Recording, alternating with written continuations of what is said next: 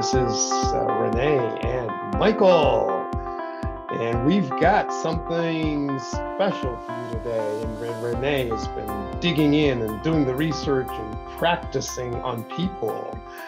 And we might even have a little practice run today, I understand. Please go ahead, Renee, take it on. Perfect, thank you. Hey, everybody, we're so glad you're here this afternoon. Just want you to think about something.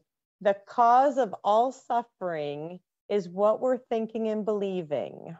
Let me say that again. The cause of all suffering is due to what we're thinking and believing.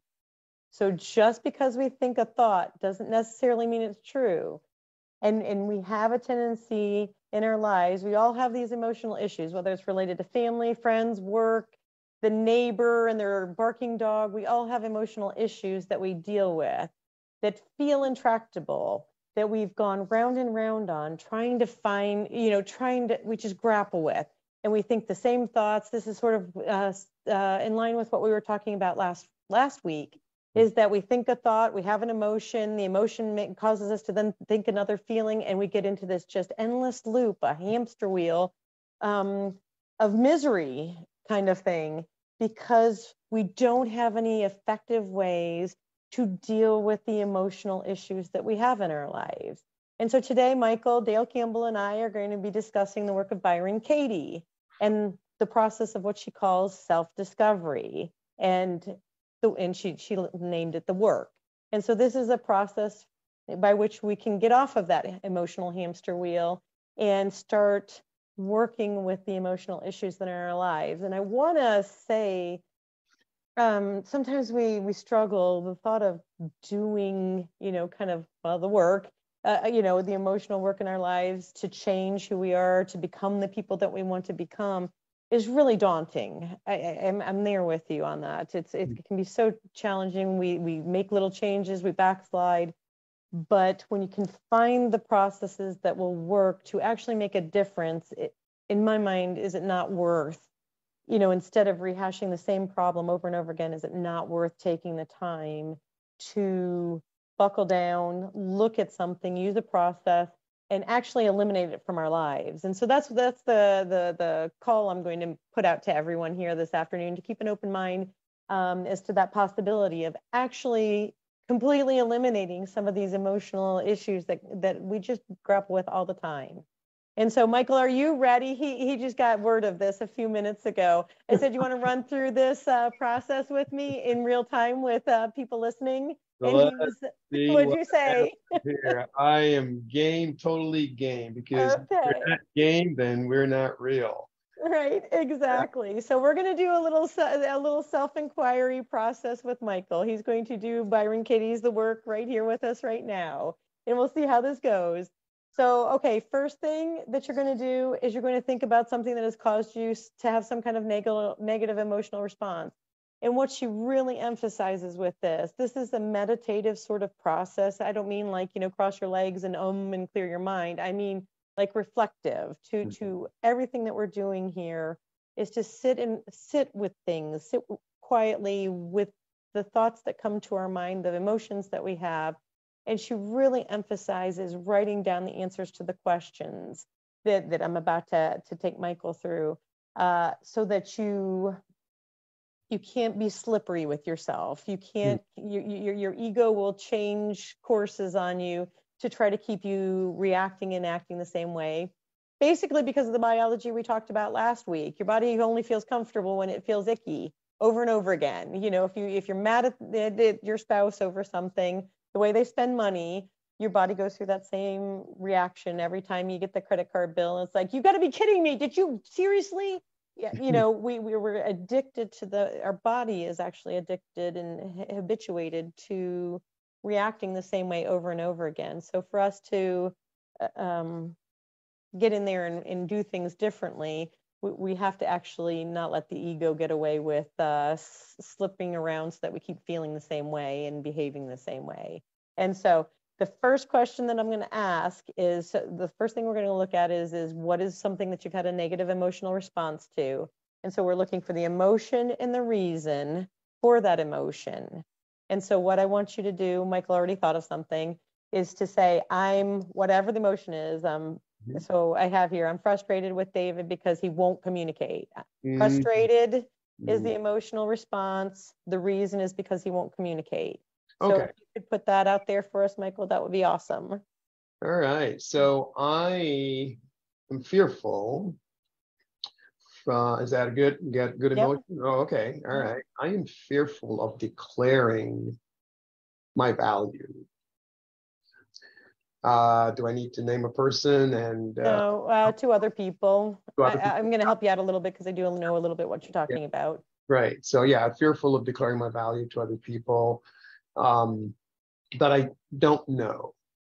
Okay, that you don't know. You don't know. So offering help and assistance to people. Michael's very good at natural health and that kind of things, and so he often has an opportunity to offer his assistance in that venue, also finances and some other things. And so I know that sometimes he's fearful of declaring, I have something to offer here. Yeah. And people he doesn't know when the topic comes up, when there's an obvious place to put that out there. Okay. And so what we're going to do next is give that person clear direction for what you want. If you could, the other person, those strangers, those acquaintances, what should they do? And just follow along with this, because it's not going to become intuitive at first, but you're going to start to see ahas here. What should they do? Yes, do. So I'm going to use my example. Dave should or shouldn't. So start with should or shouldn't. Should or shouldn't. This person, this stranger should. What should they do? What shouldn't they do? Should they recognize your obvious value? In my example, Dave should, if I'm frustrated because he won't communicate, he should put his arms around me, reassure me, tell me we'll figure it out together, be 100% attentive to me. That's what he should do. That's what he should do. So what should these acquaintances do?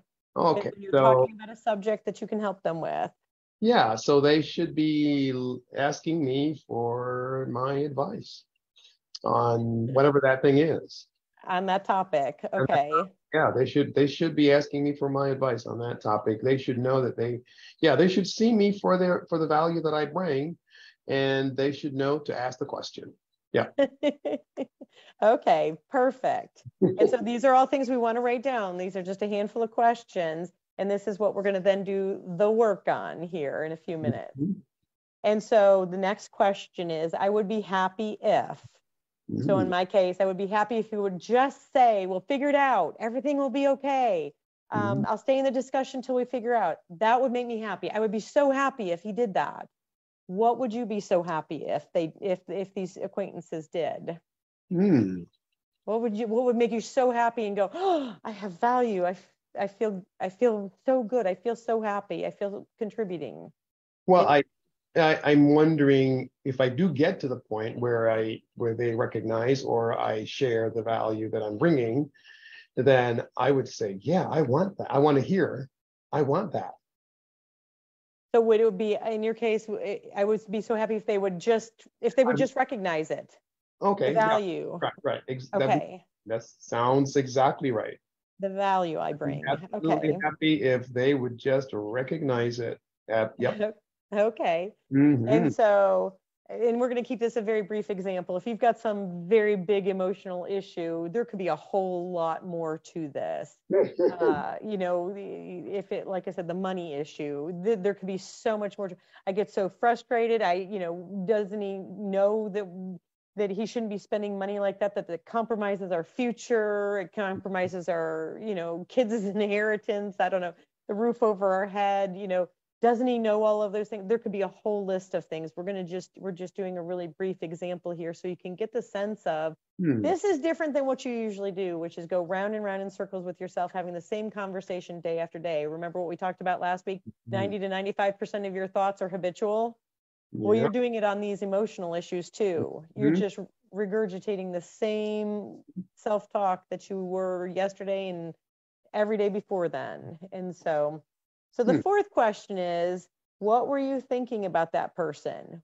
As you're sitting there looking at that person and they're not giving you what you need to make you happy, as they're not recognizing your value immediately, it's just not so obvious to them that, oh my gosh, this man has value. They're not asking the questions from you to get that value from you. What are you thinking about that person? And this is important, everybody, be petty. So this is going to be hard for Michael to do. I know he's very benevolent in his thinking, but what are the things that you're thinking about this person? In the example I'm using, oh my gosh, Dave's being cold, selfish, uncaring, withholding, man-child. Oh my gosh, what a man-child. He doesn't care about me and he doesn't care about us in our relationship. What a jerk, kind of thing. What are those things that really, you're doing this in the privacy of your own life. You shouldn't be sharing this with anyone. This is your work. What are those? Because the more small you get, the more that you're getting at the heart of these things, so that when we actually do the work, you'll actually make bigger progress by actually being that small, petty, the things that are going on in your head, because we all have them. So in your case, Michael, what are you thinking about that person that just doesn't recognize your value? Can't they see? I don't, wow, this is tough because I processed a lot of this already. Right. Yeah, and I'm actually not thinking about the other person when I'm doing this. I'm actually thinking about myself. I'm actually saying, okay, so what do I need to do in order?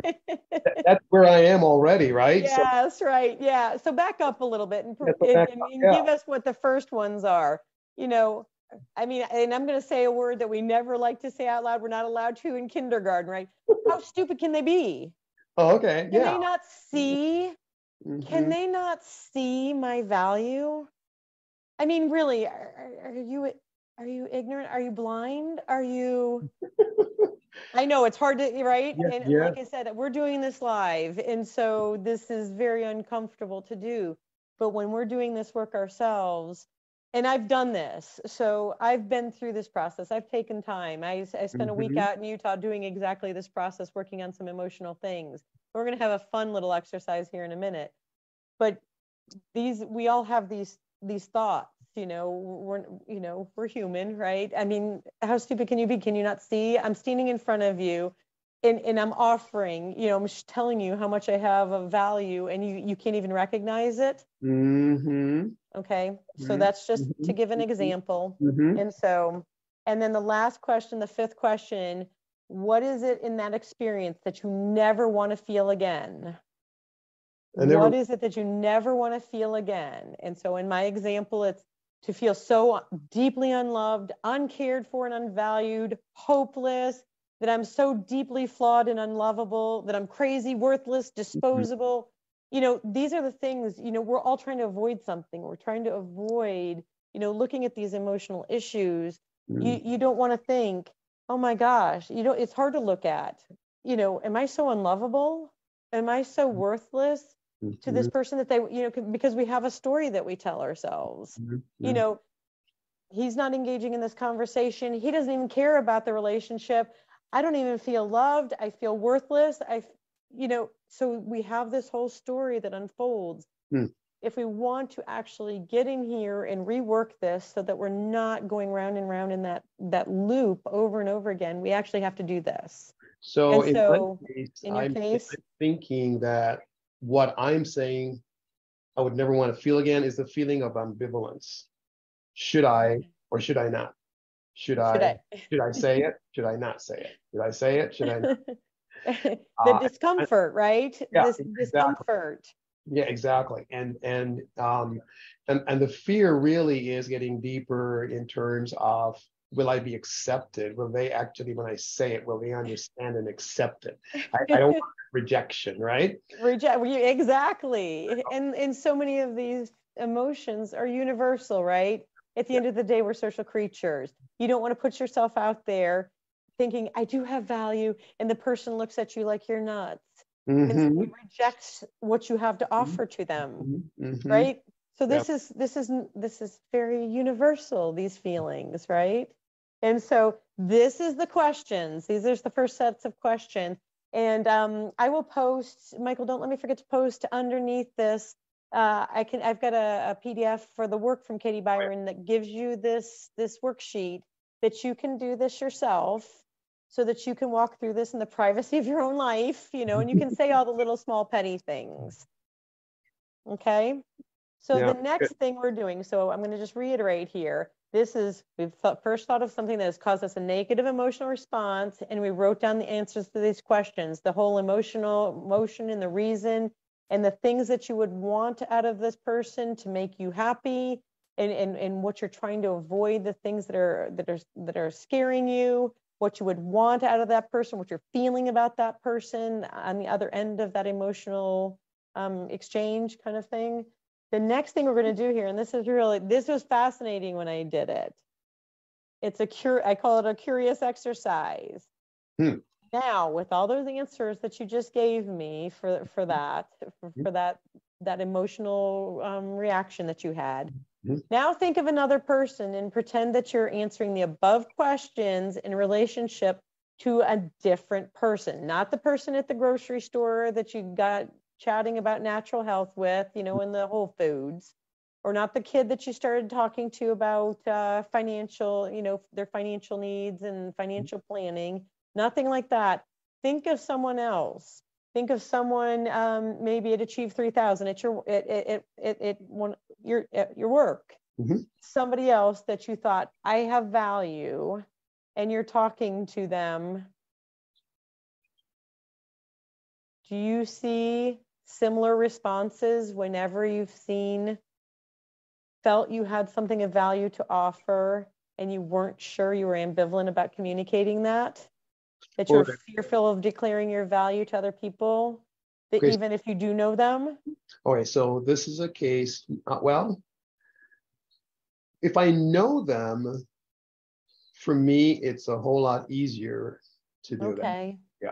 Has there been, at church, have there been times with people that the new pastor that's come in or anything like that? Have there been other relationships where you're fearful of expressing that value boldly and putting that forward, where they're looking for something, but you're fearful of putting that value out there to them, that that you're wanting them to recognize the value you bring in that circumstance, that maybe you're seeing them as not, why can't you see this in me? Why can't you see what I have to offer? And that you're not wanting to feel ambivalent discomfort, being rejected if they don't get it.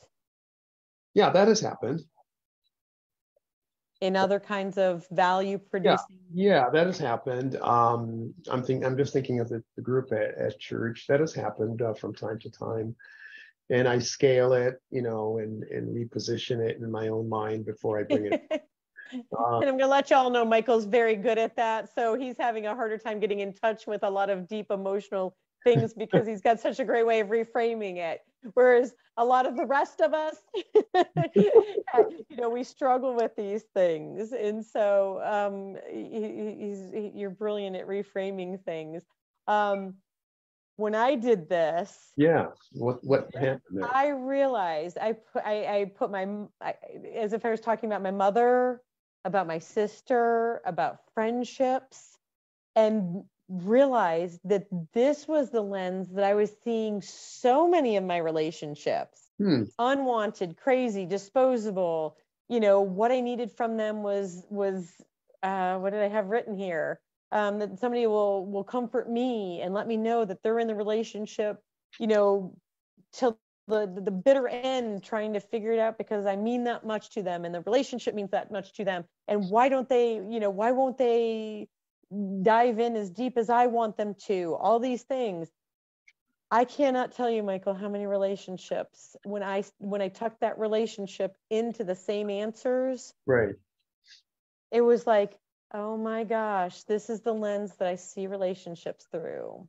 And so if you work on, and this is the point where it's like your mind gets blown, if you really go through this to see that if you work on this one thing, that then you're having the same pattern in a lot of relationships. You solve this one thing, you're getting to the root of things. You're not anymore, you're not hacking at the leaves of why don't I get along with my mother and my brother and my uncle and my cousin and my best friend and the guy at the office and all those kind of things. You're hacking, you're getting at the root of things. Mm-hmm. And so if you then go through the process that she spells out for you, you can get out of this Groundhog Day. You can get out of this iterative over and over again dynamic with you in this emotional issue that you're facing. It's not just, it's funny because it's like almost a hologram. You Mm-hmm. take this one instance, Mm-hmm. and through that one instance, you can see how this permeates, this dynamic permeates so many other relationships in your life. And that if you get at the root of that, you can actually solve a whole lot of emotional duress that you experience. So I think, any thoughts on this so far? Because we've got now the work to do. Yeah, I think fairly consistently though, that narrative of declaring value, should I not, and the fear of rejection, that's consistent pretty much. Okay. Yeah, that's consistent pretty much on an ongoing basis, like every day, frequently during the day. And so I mean, I don't want to talk about solutions here so much, but that is definitely a narrative. That's okay. And that's a good word for it, Michael. Narrative or story. Mm-hmm. Something that's, looping in upstairs all the time, and so many dynamics that we come to. That's the script that's running. That's the software that's running. Right. That's like, yeah. So it's not the fact of doubting my value. It's just the fact of whether I should say it or not. Mm-hmm. Right. In that particular setting, right? Okay. Yeah. So that's consistent. Mm-hmm. Okay. And so here we are now. Okay, what's the solution? What is our option for doing something about this? Now, what's the work that we're going to do that helps to get at this narrative and change how we look at it, change how we perceive it, and actually open up more options for us than the one we have. The only option we have is to run this script over and over in our head and make ourselves miserable, right? And here we are again, another day in the same story.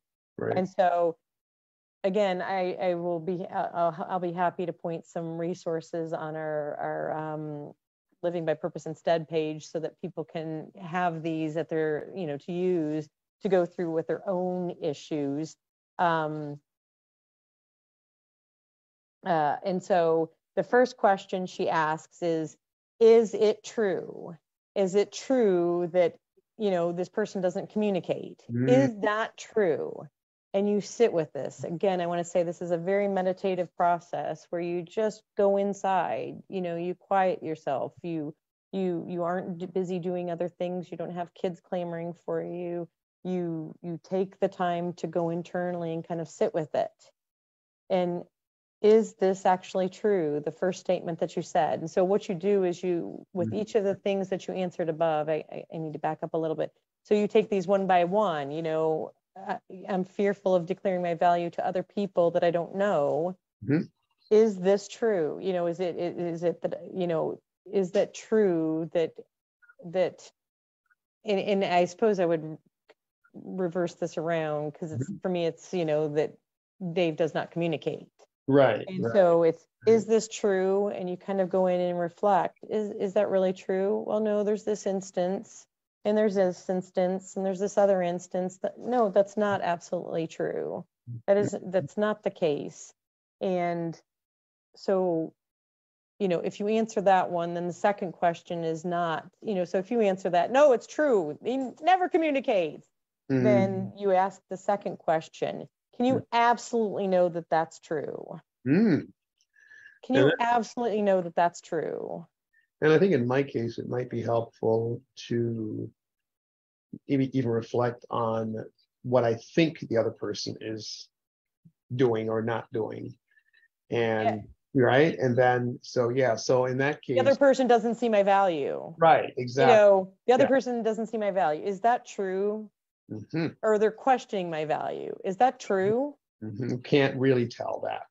Yes. And so you might say, well, yeah, I've had people looking at me puzzled. Yeah, I think it's true. And so the second question is can you absolutely know that's true? And just what you were questioning there. Can you see that's inside that person's head, to know that the look on their face matches what's going on in their head? You know, that maybe they're just confused about the terminology you've used. Maybe, you know, maybe they're distracted by something else, and you don't know what's going on in their head. So no, okay, no, I can't absolutely know that that's true. Okay. So your third question is, and like I said, you do this with each of those answers. So you're going through this very slowly and very methodically. And again, I'm going to iterate. You can either keep going round and round on this, and you know where you're going to end up every time you do this, or you can take, even if it was 2 hours to go through this process with each of those statements that you had above, and go through the 4 questions and then the turnaround that'll be coming. A couple of hours of your time for peace and potentially a root emotional issue to have peace. Is this not worth it? And so the third question is, how do you react when you think that's true? When you think that person likely doesn't see your value, what happens when you believe that thought? Tell me some of the things. I know what I do for my one. I'm emotional, I'm upset, I'm accusatory, I get manic and crazy. You know, I have a very full-blown emotional response to that. And I can list out all those emotional responses. So for you, how do you react to that person? Say you're standing in front of a young couple and they're talking about their finances, and you know you have resources to help them because you're a financial planner. How do you react when you think this young couple, I don't know if they see my value. I don't know if they can see the value I have to offer. What do you do? How do you think, and how do you behave? Wow. So this is going to be perhaps not fitting the model too well, but I mean, I figure out I've got to ask more questions. Okay. You know, I've got to ask more questions to uncover why this is. Yeah. You know, so I can better understand their perspective, their framework. So you have a very positive response. You have a very positive response. So what are the you're very good at this. You're very good at this, at reframing things. And so what is some of the things you could conceivably think or do? So initially though, I mean, in the past. Yeah. And initially the question that comes to mind is, wow, you know, should I get out of here real quick? You know, this is going to be a waste of time. And so those thoughts initially there, but I think close down your communication, preemptively stop the conversation, close down the laptop and start, you know, packing up. Get clipped in response to them. Those are possibilities. Not think of ways you can help them. Withdraw your assistance, the potential assistance. Close down that communication line subtly, even if it's subtly, right? These are things that when you react, the kinds of things that you can then start to do and habitually do, right? I get frustrated, I get angry, I get upset, I get hurt, I cry. You know, these are things I do when I think the things that I think every time. So then the next question is, who would you be without that thought? Ooh, that's fantastic. Who would you be without that thought that they don't think I have value, that I think that he won't communicate with me? Wow, that is so liberating just thinking about it. Right? So yeah, so let's just work it through. So the thought is I need to be careful, declaring my value because I can be rejected. They might not understand. They might not want the value that I bring. So who would you be without that thought? Right, we're without that thought. Man, it would be awesome. It would be, I mean, like unstoppable. You know, without wall, no barriers, no. Don't look at me. I'm flying. You might be curious. What's going on for them? What does this young couple, what's going on for them? Like you said, then you might ask more questions of them so that you understand more. Maybe you're just curious and you're open and receptive, and you let the process unfold and see where it takes you, instead of closing the laptop and getting out of there. You're wasting my time. I'm gone. Yeah. You might do some of those other things. In my case, I might be curious as to why he's quiet, why he's not responding.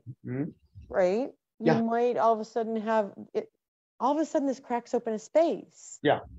And I think it's a great question. I think it's a great question to ask every time you feel that emotion. I think great question. That thought that's creating this emotion, this feeling in my body. Who would I be without that thought? Without that thought. You use that answer to then continue. Yes. And so I again want to iterate. We from whatever childhood, whatever, because a lot of these emotional reactions are from earlier in life, or from so many previous instances, and then we keep living them out. So we think that thought is real. We think that story is real. We think it's reality. We think just because we had that thought, it must be reality. Our body, as we talked about last week, is regenerating the emotions, the chemical state in our body, to just keep reliving that. The thoughts, the feelings that go with, that I don't have value for them, or they're not going to see my value. He doesn't want to, talk about a relationship. You just keep recycling that. It's like, who would you be without that thought? Leave this space open to think a different thought about the circumstances, the emotional reaction that you have, the whole thing that unfolds. So, we're very well versed at these responses, these emotional responses we have. So this gives you space. It's a lot of space. I mean, just reflecting on that question 4, I can see using that as an additional tool in my arsenal to be able to minimize those emotions, able to minimize distance yourself. Yes, exactly. From the story that you've been telling over and over again, that you've been fighting with over and over again in your own mind. Yeah, and wow, that is really good. That is a really helpful question. And we've talked about the art of questions, right? I mean, asking a good question. The right questions, the good questions, just because they give you power, they give you a point of leverage that you don't otherwise have. And I think that's the skill that transcends pretty much any one of these obstacles that are in our way, the mental obstacles that we have. Yes, because your brain will answer either question. Why am I so stupid? Or how can I improve this situation? Yeah. Those are those will net you 2 different answers for the exact same circumstances. And so these are our good questions. And then the last one, the 5th one, is to take that statement and turn it around in as many ways as you can think of. And so you take the verbiage in that first sentence. And so in my case, it was, I took notes here so I can refer to them. I'm frustrated with Dave because he won't communicate. So then you turn that around in as many ways as you can. You kind of reverse any of those words that you can. Dave doesn't communicate becomes, I don't communicate with Dave. Well, how is that true? Let me sit here and think with it. Well, I get angry instantly, and I'm not exploring other options. I'm not exploring what's going on. I'm not open and receptive. I'm not communicating. I'm getting angry and fire's coming out of my eyes. That's I mean, it's communicating, but not really effectively. Maybe I don't communicate as well as I think I do. And here I'm saying he doesn't communicate. What ways am I not communicating very well? And this opens up whole new possibilities that you did not. These last 2 questions, is the rest of it is working in my mind to everything down here until these last 2 questions. Who would you be without that thought? And then turning it around in many ways as you can think of, and in meditating on those, on answers to those.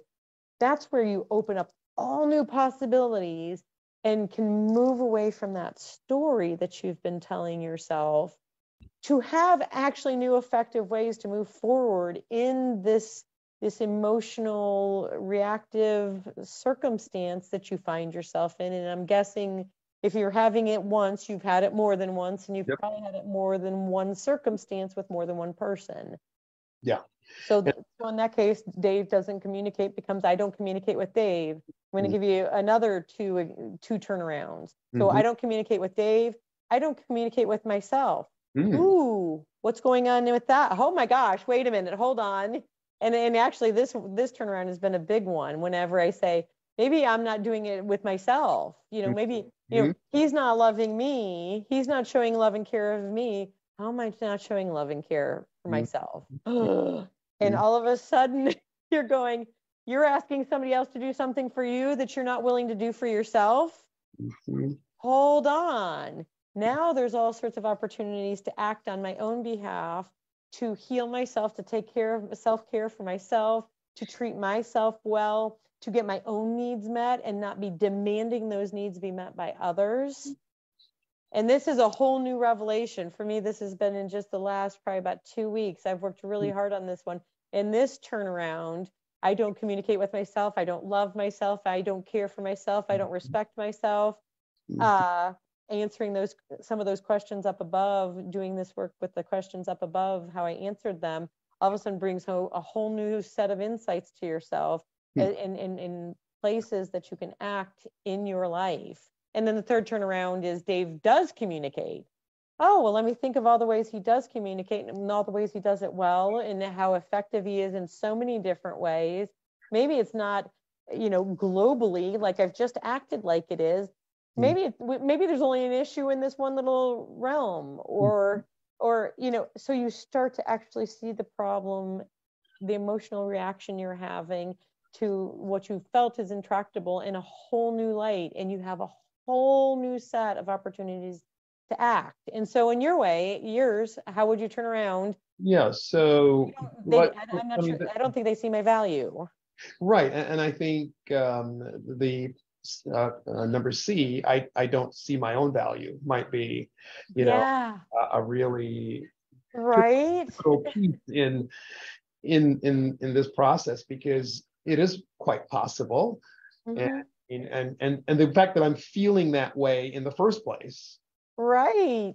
Indicative and all of a sudden, aha, right? I have some doubts about the acceptance, about the actual value that I'm bringing. And so it's a great way to think about oneself and put yourself on the line. Right. Say, right. If I'm reflecting, maybe I'm deflecting. If I'm reflecting what I think they're thinking, maybe I'm deflecting my own thoughts and putting it on them. Right. And so it really does help to open up the thought process. Right. And then the second one, maybe I'm not valuing them. Yes. How is it if I'm going to slam my workbook closed, how am I not, because my reaction, and I'm shutting the thing and shutting down the conversation when I think I have value for them and I'm closing that down prematurely, maybe I'm not valuing them. Correct. Absolutely. And wow. I like the last one though, particularly because it's an affirmative and it takes away the stigma, it takes away the negative emotion that I have been thinking about that other person, and flips it 180 degrees. So now this person does communicate in your case, and to say this person does see my value. And I can't tell you how that transforms behavior. Yes. How that transforms the way you walk into the room. Absolutely. Tell you how much better one feels about oneself and how much better people will be recognizing your value even before you open your mouth. Right. Because absolutely. A mindset issue here. Yeah. Yeah. And all this gives you so many more options for positive action than this terrible story that you've been telling yourself that you've believed to be true. It's a much more nuanced picture of what's going on than the story you tell yourself. And the more times you tell a story, the more you reinforce that for yourself. Well, really, he is a jerk. He really doesn't care for me. Let me go find all the reasons and tell you some more of them. Mm-hmm. And you're missing, your mind is not picking out all the times that is absolutely not the case. That is absolutely untrue. That's right. And all those synapses that are functioning through there just getting bigger and bigger. The nerves Absolutely. are getting bigger and bigger and taking over more and more of your brain. And that's what we're going to be talking about some more next week when we discuss the work of Dr. Andrew Huberman, where he talks about the changing brain when we do this kind of thing, and how those neurotransmitters and the various components such as dopamine and serotonin, how they actually work differently depending on the kinds of thoughts. And we're going to talk about something called the gap effect. The gap effect is a really huge breakthrough point to understand this process. So as we're working on these things, we want to also employ this gap effect. It's just an amazing discovery that when you use the gap effect, it allows the brain to work even faster in the direction that you want. Beautiful. Well, I'm looking forward to hearing about that next week. So what was your experience in going through this process? I'm really curious as to what your experience was. This was a really quick one and in a quick pass through it. But overall, what were your impressions? Yeah, I think I'd like to go through and write these things down, because we just did it in the interview here and I was making up the answers and feeling my way through it. But I've got to tell you that even with that light touch, my takeaway is it's awesome. I mean, I already feel the impact. Did you see areas for action, changed action? Yeah, change in thinking. For you, it's change in thinking. Yeah, change in thinking. Yeah, it's not well, I mean, change. But then action issues. Action follows. The action follows, right? Yeah, but the reason for inaction is because of the thinking. So if you change your thinking to one that produces the action, the appropriate action, the action where you and you and I have talked about this so many times. Yes. Beliefs are the fundamental thing here. Right. So if we believe that we have control, for one, then we know we have control and we won't behave that way. If we believe that I have value, if we truly believe that, if there's any doubt, if even the 1.1001%, then there's still that little room to feel inadequate and and then put it on the other person. Right, absolutely. Well, and you just pointed to something really curious. This puts a microscope on things from the standpoint of you can't, like I said earlier, the ego, your ego can't get you to hide and say, yeah, they don't know what they're talking about. They're so foolish. They don't if they can't see my value, well, fine. Mm-hmm. Your ego can't, protect itself that way. Right.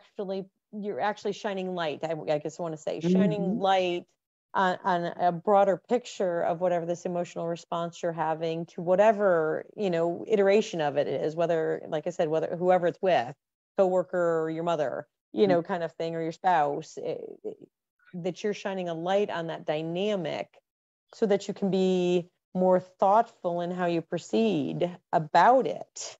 Wow. That you can look at the emotions, you can look at your responses to it, and you have other options now as to how you think about it and then how you behave as a result.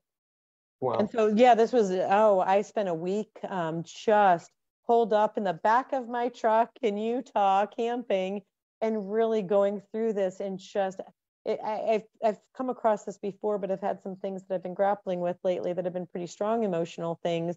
And it was just eye-opening to me. To me, the second part of it was a really huge part of it, to recognize how ubiquitous this dynamic, this story is through in my thinking that permeates my relationships. And it's like, wow, no wonder the pain you experience, I can do something about this. And it's really affirming to be able to think I can hack the root out of this and think and behave differently going forward in all of my relationships and make better relationships.